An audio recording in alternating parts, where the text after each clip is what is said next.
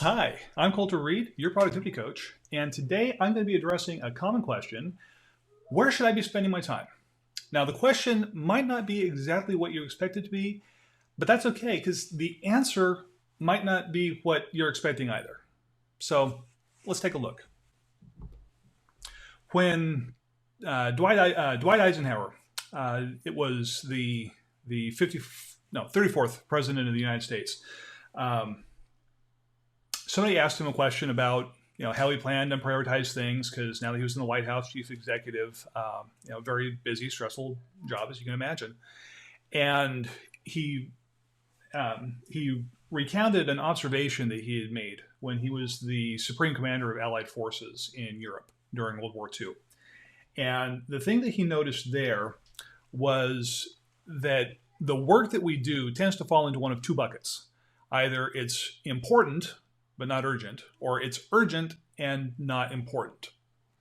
Now, it's not as strict of a dichotomy as that. We know that there are things that are both important and urgent. These are the things that we kind of deal with every day, oftentimes more than we would like to.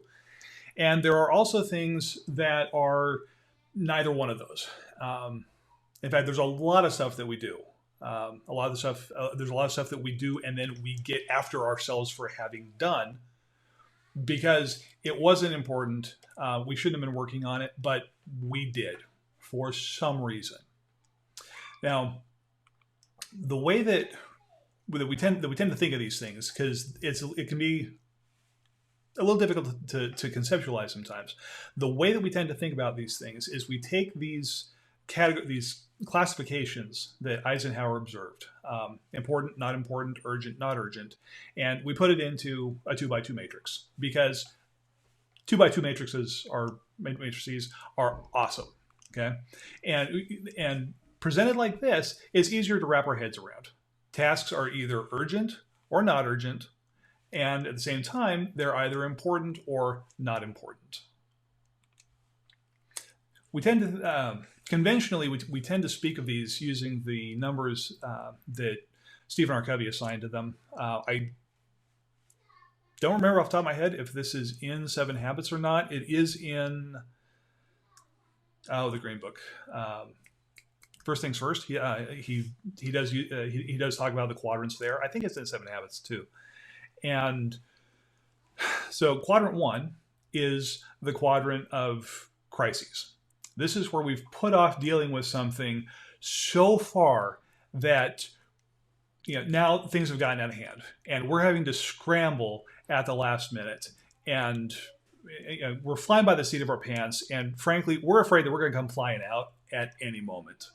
We are stressed, we're constantly under the gun, we're constantly scrambling, trying frantically to catch up, but we never seem to make any progress. Now, Quadrant 3 is just as bad as pulling us away from where we need to be. Quadrant 3, these things are still urgent, but now they're not important anymore. And so it's even worse that we spend our time here. A lot of the interruptions that we have, and this is how I think of Quadrant 3, it's the quadrant of interruption. A lot of the interruptions that we have to deal with are coming at us in Quadrant 3. Take email, for example. Have you ever tried working while you have your email app up? There is just a constant barrage of interruption after interruption, ding after ding after ding coming in, and just everything vying for your attention. Working from your email is like working from a task list that you have given permission to the entire world to add things to. You get through it, and by the time you get to the bottom, more stuff's coming up at the top. Studies have been done that show that the average knowledge worker in the US can spend 6 or more hours dealing with email every day. It's no wonder why we feel like we're not getting anything done. If you spend 6 hours in email, unless email is your job, some people it is, if you spend 6 hours in email, you are not going home after 8 hours. You're going to be putting in 10 or 12-hour days just so you can get everything done. You're going to take work home with you. You're going to take email home with you. Work email home. It's not a fun place to be. It's not how you want. It's not how you want to be spending your time. Okay, and so we reflexively flee from quadrants 1 and 2, these urgent deadlines that are constantly hounding us. We flee them into quadrant 4, the quadrant of escape. Okay, we're here trying to relax, but it's not very relaxing, because whatever it is in quadrant 1 and quadrant 3 that we're trying to get away from, in the back of our minds, we know it's still there, and we can't get away from it. Sooner or later, we're going to have to face it, and that doesn't let us relax. So quadrant 4 is a quadrant of waste. Nothing useful happens there. Now, if we need a break from things, if we need to rest, that's not quadrant 4. Rest is a very valuable quadrant 2 activity, because rest is rejuvenation. We can be, we need to step back from work from time to time in order to rest. This is why work has the cadence that it does. Henry Ford, one of Henry Ford's contributions to the workplace was standardizing on the 8 hours a day, 5-day work week.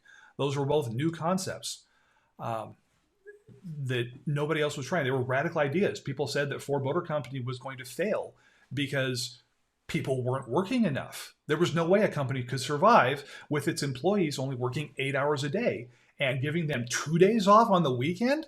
What slackers? Rest needs to be built into work. Rest is a valuable quadrant 2 activity. Quadrant 2 is also the quadrant where we spend time growing and being proactive and getting ahead of the game. Now, what does being proactive look like? I could do a whole live just on that, but I'm going to do something just real simple here.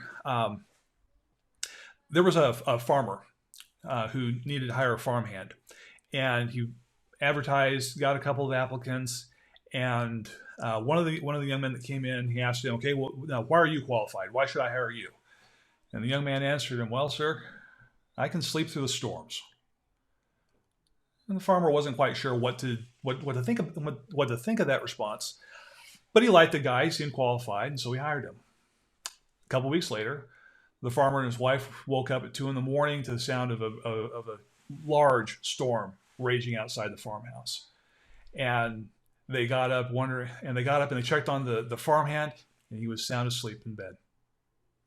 Well, so they started looking around, threw on their boots, threw on their coats, started taking a look around, and there was a lot of wood stacked by the fireplace inside. They checked on the animals. The barn doors were shut. The animals had plenty of feed. The tractor had been pulled into its garage. The wheat had been gathered into bundles and was covered with tarps, because the farmhand had prepared well for the coming storm ahead of time, while it was still a quadrant 2 activity. When the storm came, he didn't have to get out of bed at 2 a.m. to deal with it.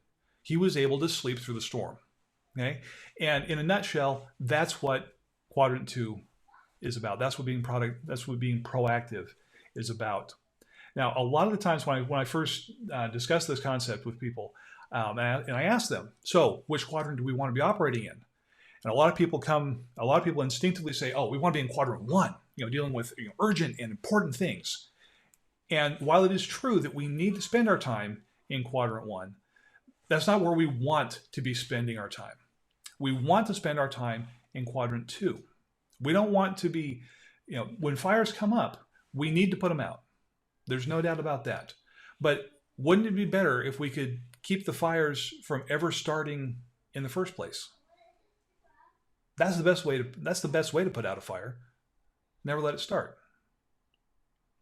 So, well, that's all fine and good, Coulter, but I'm already, busy. How do I spend more time in quadrant 2?